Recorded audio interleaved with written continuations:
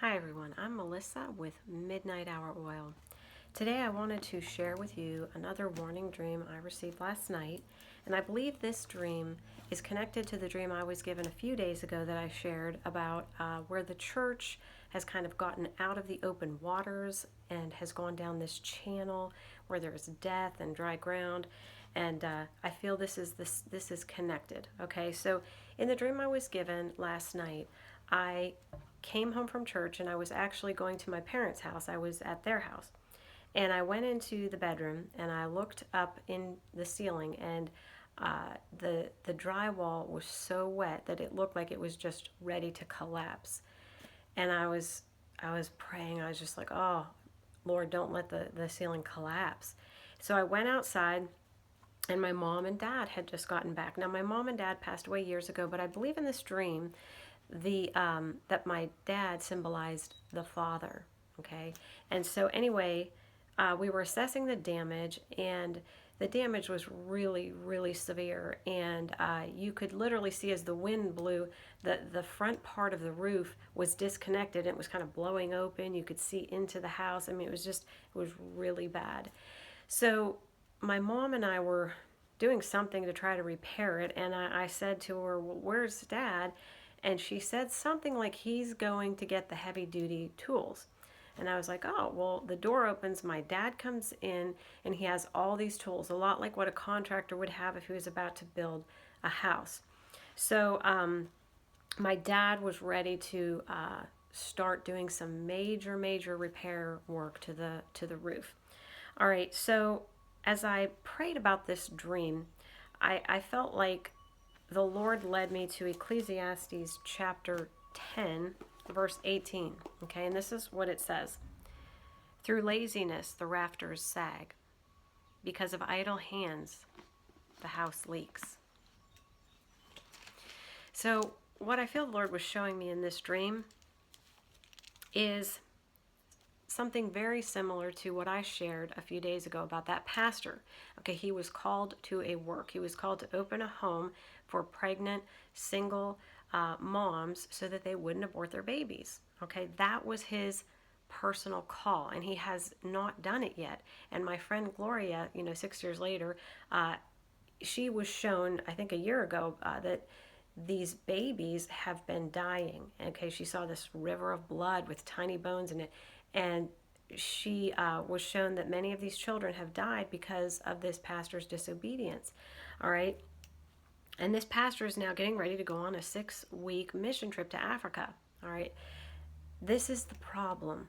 All right, when we ignore the call the Lord has placed upon our lives, and we go about doing things that we want to do, all right, it's like going down that channel where there's dry ground. We're getting off track, and the further we go in our own plans and in our own works, the more we are off track, and the longer it's going to take for us to get back to the open waters. Okay, and each one of us, okay, each one of us has a specific individual call upon our lives.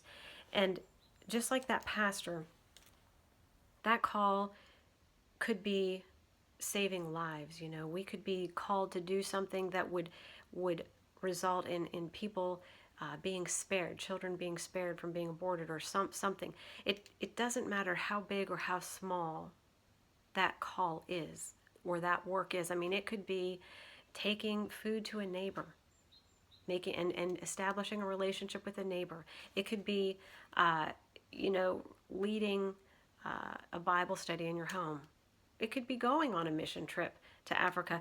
But the point is, it has to be a personal call. Just like I shared in the last video, in John 15:7, Jesus said this: "If you remain in me and my words remain in you, ask whatever you wish, and it will be done for you." All right? Again, when Jesus said, "If my words," that is Rhema words, which is a personal word just for you. Just like when Moses, received the call to lead the children of Israel out of Egypt. All right, God supplied him with whatever he asked for, anything he needed in accordance with that word. The same is true for your call. Whatever the Lord has called you to do, all right, if if you will ask for anything in accordance with that word, it will be done for you. That's the promise. That's what Jesus said. So I'm just encouraged. I don't want to sound judgmental. I just want to encourage every member of the body of Christ to sit down with the Lord, okay, and search out exactly what it is He is calling you to do. That personal rhema word you've received from Him, and you may know what that is, okay, but you may not know. And so it's just so important that we be about that personal call, whatever the Lord has shown us we are purposed to do, okay, and I